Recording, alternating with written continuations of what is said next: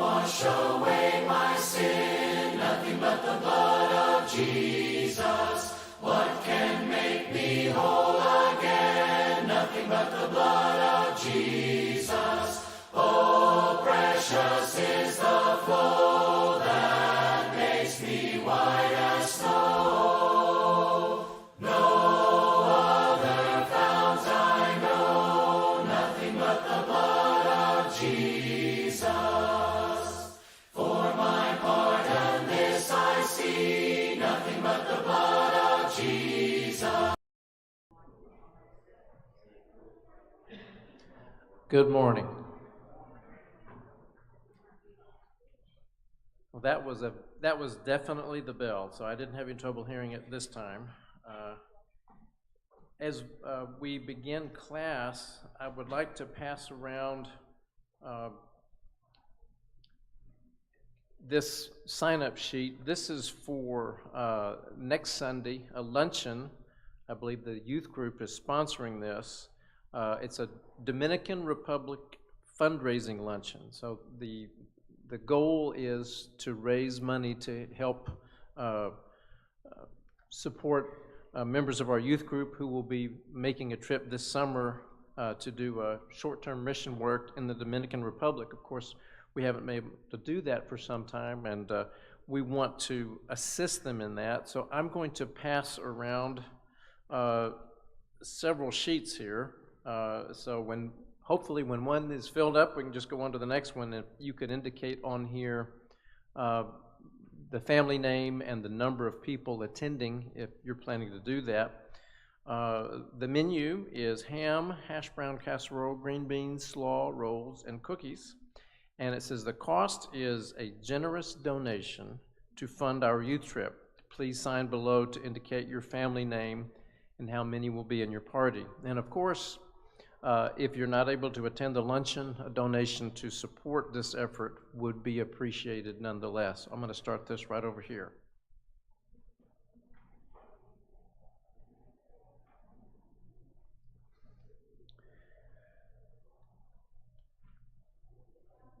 For the remainder of this month of April, we will be completing our study of the book of 2 Corinthians, and today we will be in chapter 11 of this book.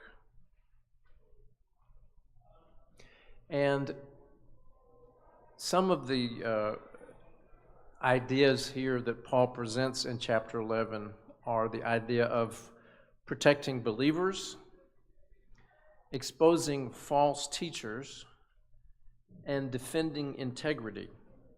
And as I was looking for a graphic or a picture to kind of support this, I found one it's called the 4 dimensions of integrity.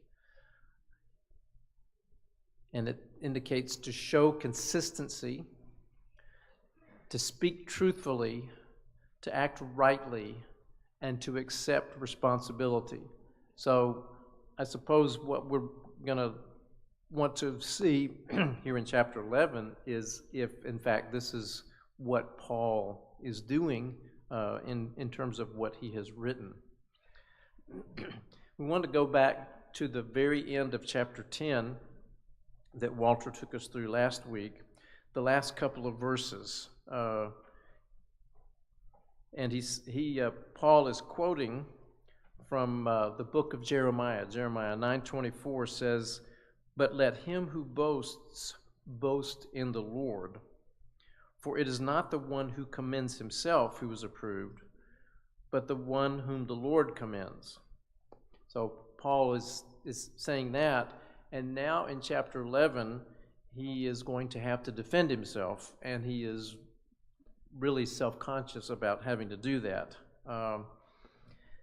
As we said when we began the study of 2 Corinthians, we learned a lot of things about Paul from this letter that he wrote to the church in Corinth that we don't learn from other places in the Bible, even his other epistles in the book of Acts. So we're going to get some insight into some of what he went through in his work as a missionary and as an apostle. I hope you will put up with me in a little foolishness. Yes, please put up with me. I am jealous for you with a godly jealousy. I promised you to one husband, to Christ, so that I might present you as a pure virgin to him. But I am afraid that just as Eve was deceived by the serpent's cunning, your minds may somehow be led astray from your sincere and pure devotion to Christ. For if someone comes to you and preaches a Jesus other than the Jesus we preached, or if you receive a different spirit from the spirit you received, or a different gospel from the one you accepted, you put up with it easily enough. And in our families, the relationship between a father and a daughter is very special. So, how many of you fathers out here have daughters or have raised daughters? Okay, so I don't obviously need to tell you that. I have only a son, so I don't know that from firsthand experience. But I do know from the things I've heard, and I think there's a country song that talks about, some guy, is singing this song about a young man's going to take his daughter out, and so that when the young man comes to pick her up, he's sitting there in the living room cleaning his guns. Sending a message, a very strong message, because that desire to protect and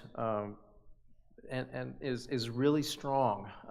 I know the relationship between fathers and sons, between mothers and sons, etc., is also very strong, a very strong bond.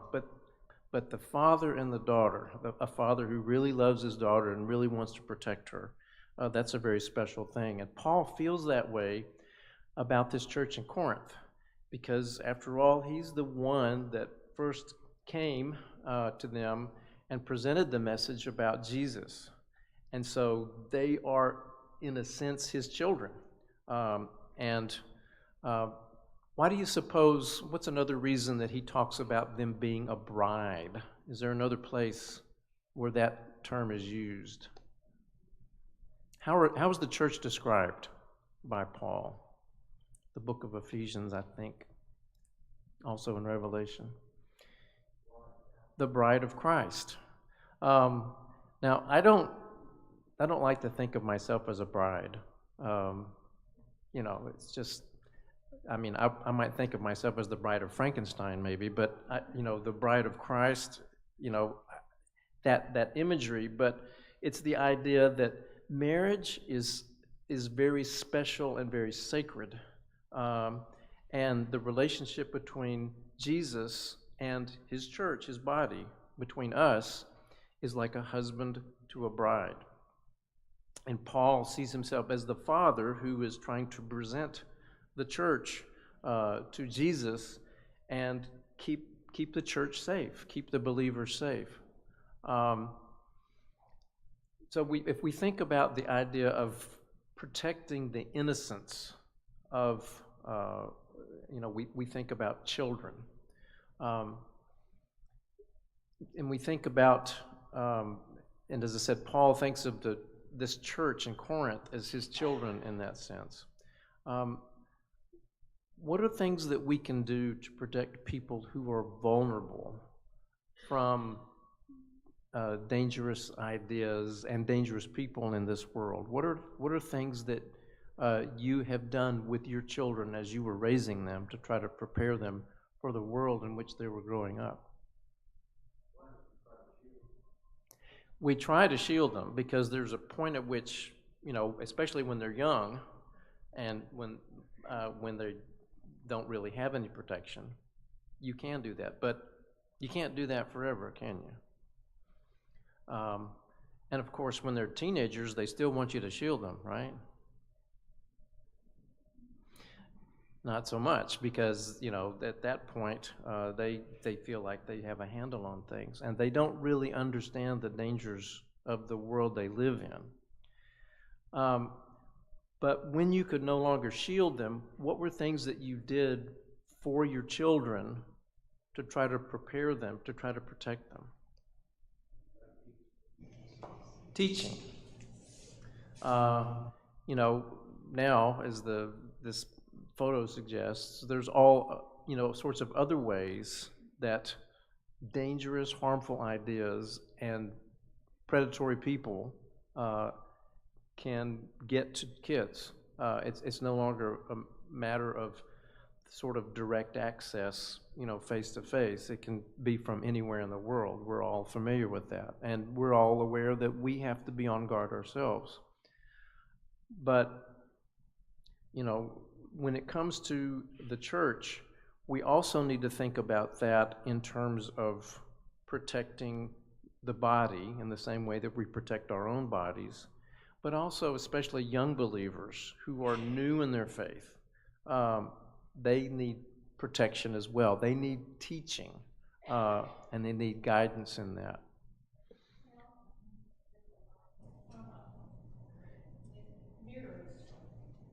We also need to live the life in front of them that is a matter of they see what we're saying. Because if we don't live that, then they say, well, you must not believe it because you're not doing it. That's the most powerful example. I'm sure you've heard the expression that values are really caught more than they're taught, because that power of the example, that's the thing that people will remember. There's time to speak, there's time to teach, but mainly it's a matter of living it. That's very true. Paul goes on, I do not think I am in the least inferior to those super apostles. I may indeed be untrained as a speaker, but I do have knowledge. We've made this perfectly clear to you in every way. Was it a sin for me to lower myself in order to elevate you by preaching the gospel to you free of charge?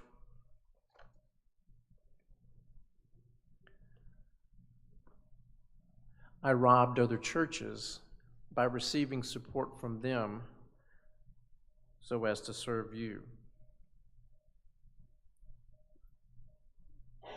And when I was with you and needed something, I was not a burden to anyone, for the brothers who came from Macedonia supplied what I needed. I've kept myself from being a burden to you in any way and will continue to do so. As surely as the truth of Christ is in me, nobody in the regions of Achaia will stop this boasting of mine. Why? Because I do not love you? God knows I do.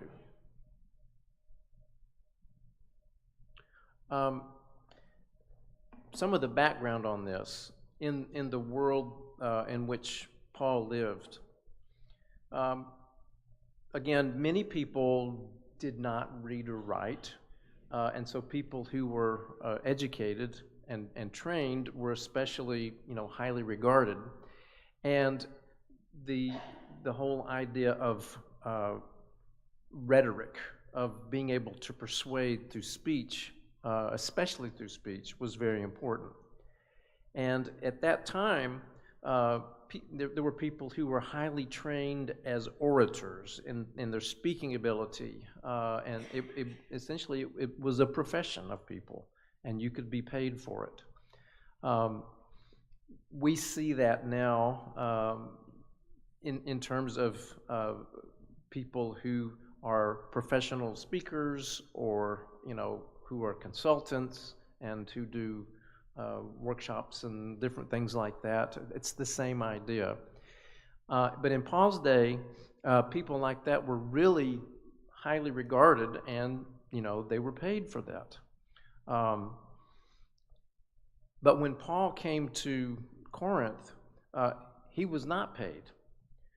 His practice was, as a missionary, he didn't come into a town and set up a church and then immediately try to encourage people to give, to support him. What did Paul do when he went into Corinth at first? What did he do to support himself? He was a tent maker. He worked with his hands. And, he mentions that he didn't want to be a burden to them because he wanted to be able to preach the gospel without charging them. And it wasn't until later that Silas and Timothy came down from Macedonia, the northern part of Greece, where he'd already established churches up there. They came down to Achaia, this region where Corinth was located. They brought support for Paul at that point, that those churches, previously established, contributed so that Paul at that point would not have to work, but he could devote himself to full-time work. But the financial means to do that came from other churches. In the same way that one of Red Bank's major emphases and part of Red Bank's mission is to support efforts all over the world. That is I would say, one of the cornerstones of this congregation is that, yes, the work here is supported, but a great portion of the budget is devoted to mission areas in Europe, in the Pacific, in other places around the world. The short-term mission efforts that our young people are involved in, it's a matter of teaching them that this is what we do. We go into all the world and we preach the gospel. And Paul was an example of doing this with integrity. But these super apostles, the people that came in afterwards, said, "Oh well, he must not be very good if he's not being paid. He must be sort of inferior." And so they tried to use that against Paul for their own advantage, to say that, you really don't need to pay attention to him because he's not a real apostle. Why would they say that Paul was not a real apostle?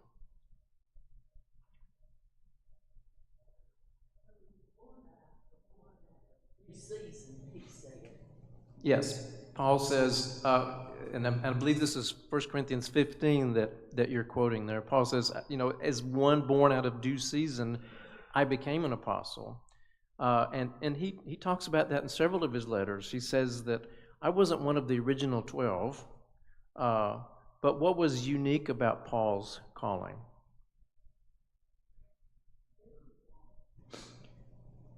Say again? It was a divine calling. What else, Jerry? His conversion on the road to Damascus. He was an enemy of the church, and yet Jesus reached out to him directly. He saw the risen Jesus, the same as the other apostles did. So his case was very unique, but he was nonetheless called for the mission that God had for him. So, the idea that he wasn't a real apostle wasn't valid at all. He demonstrates his integrity, in how he handles money. And that's a big thing. That is a huge thing because you can tell a lot about a person's life by their relationship to money and how they handle it and what they do when they have access to other people's money. That's a thing within the churches or within any charitable organization that requires a great deal of scrutiny, is because that's important. And Paul's, desire to have that sort of integrity, then these false teachers come in and they criticize him for that. When in fact it was a demonstration that he was the real thing. So he goes on and says, "And I will keep on doing what I am doing in order to cut the ground from under those who want an opportunity to be considered equal with us in the things they boast about." Remember, he talked previously about it, if you're going to boast in the Lord. But these false teachers are boasting about themselves. For such people are false apostles, deceitful workers, masquerading as apostles of Christ. And no wonder, for Satan himself masquerades as an angel of light. It is not surprising then if his servants also masquerade as servants of righteousness. Their end will be what their actions deserve.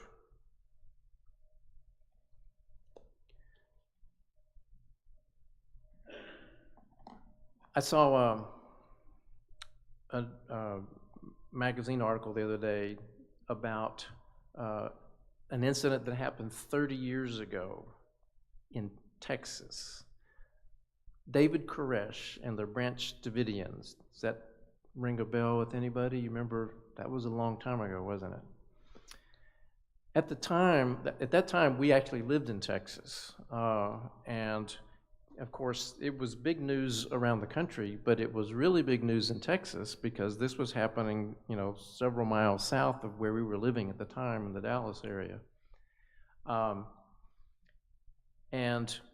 Just for those of you who are not familiar with it, David Koresh was a very charismatic figure that, got this group of people around him, and then they started a church, and then it got bigger and bigger, and then they built a compound outside of Waco, Texas. And then they sort of reinforced it.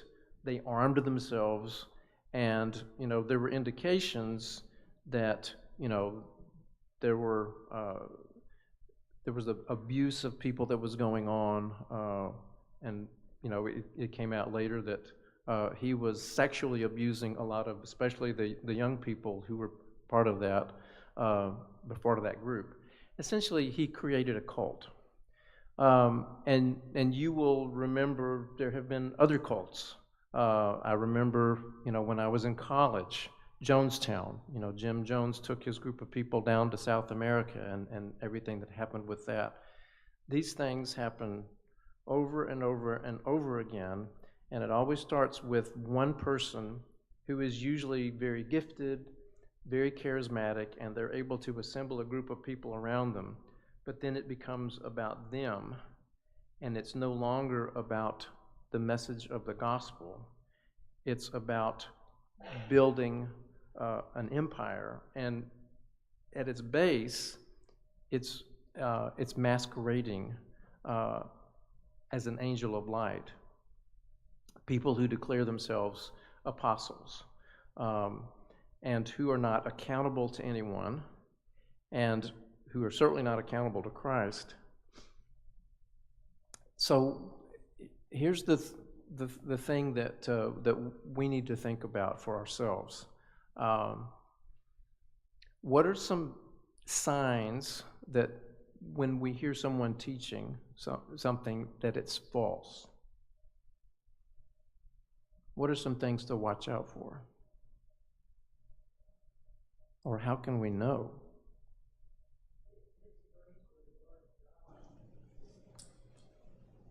If it doesn't line up with the Scripture, if it doesn't line up with the Bible, then it needs to be called into question, and we always need to measure it against, what's been called the straight stick of truth. This is the way we measure everything. And that means, of course, that we need to know what it says. Now, is it enough for us simply to sit under the teaching of someone in order to know what the book says? What do we have to do? We have to feed ourselves. And God, when He wrote His book, He wrote it in such a way that anyone can understand it. Anyone who says, well, I don't understand the Bible. My question would be, have you read it? Have you started to read it? And really with the intent of, I really want to know what God's message is to my life. Because regardless of somebody's education, background, anything like that, knowing God is available to every single person on this earth. And it is a story, it is a book, and it is something that He makes possible for us to know. But of course, the thing that Satan wants to do is to keep us from reading, is to keep us from reading for ourselves. So that personal study, daily study on our own, over time, will make the difference, because it's not just a book. It's living, it's active, and it's how God works in our lives. So it's really important that we realize that it's constantly a matter of not just making sure that we have Bible classes that our children go to, but that, as Patty said, they need to see us in the Word. They need to see that it's a part of our lives and part of what we're believe, because we're actually reading it. How would the Corinthians, they're hearing from Paul, and they're hearing from these people that came along later, these super apostles, these real apostles. Who were actually, they were actually what we call the Judaizers. They said, well, you're Gentiles, you really need to become Jewish now in order to really be a Christian. You need to be circumcised, and you need to keep the law and all this. And Paul was always fighting against that, consistently. But how would they know whether to believe Paul or to believe these other people? What could they, because they didn't have this, right? They didn't have this yet. But what could they look to try to help them determine? When you've been in a situation, let's say it's a fairly innocent one, with your kids, and your two kids come to you and they're accusing, he did this and she did this and all of this, and you have to sort it out. You have to put on the black robe and become the judge and decide, what really happened here. What are some things that, or you're in a work situation, or you hear different points of view about a particular issue. What are ways that we can use to determine who to believe?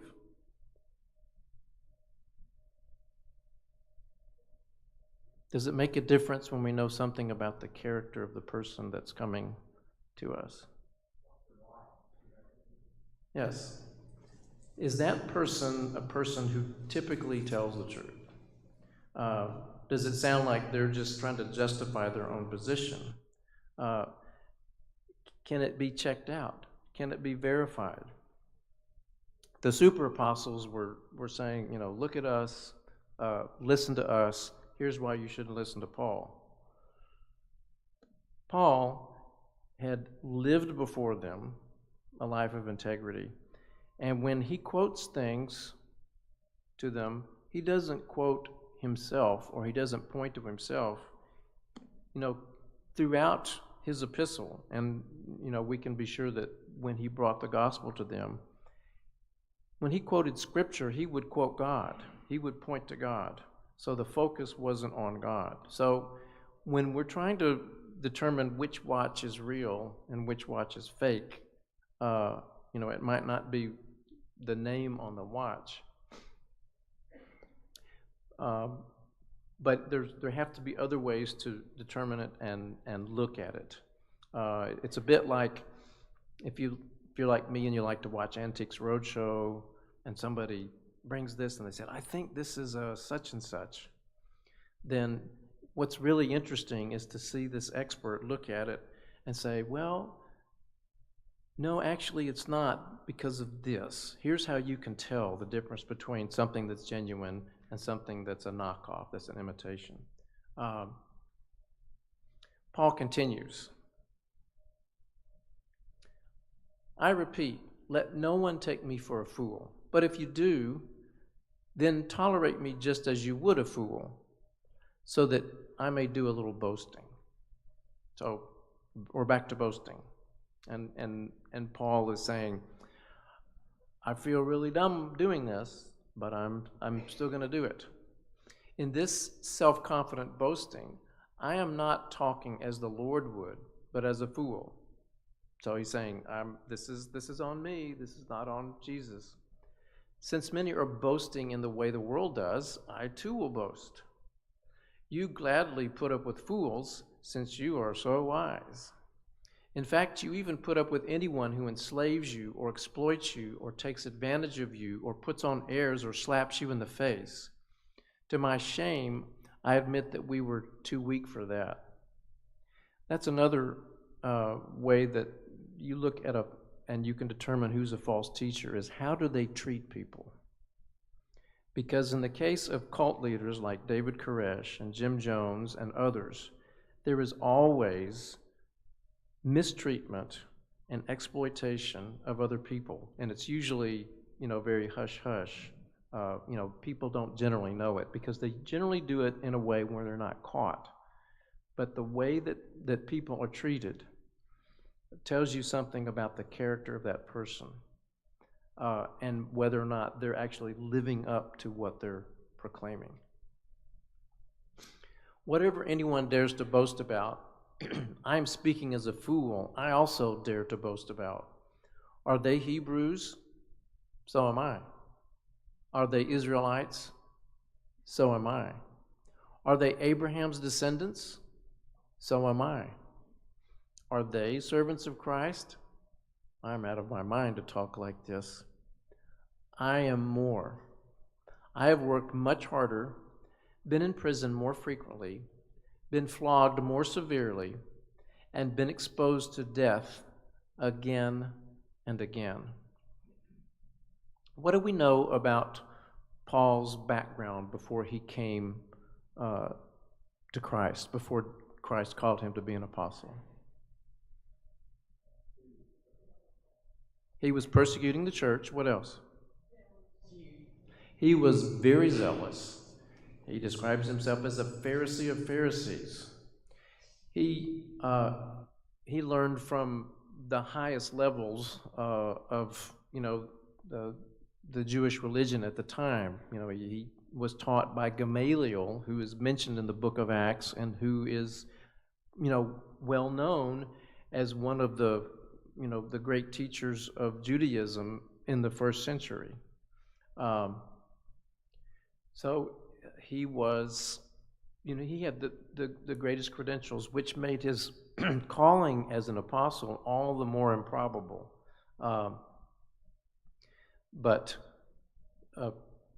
God saw in him not simply someone who had knowledge, but what do you think Jesus saw in Paul?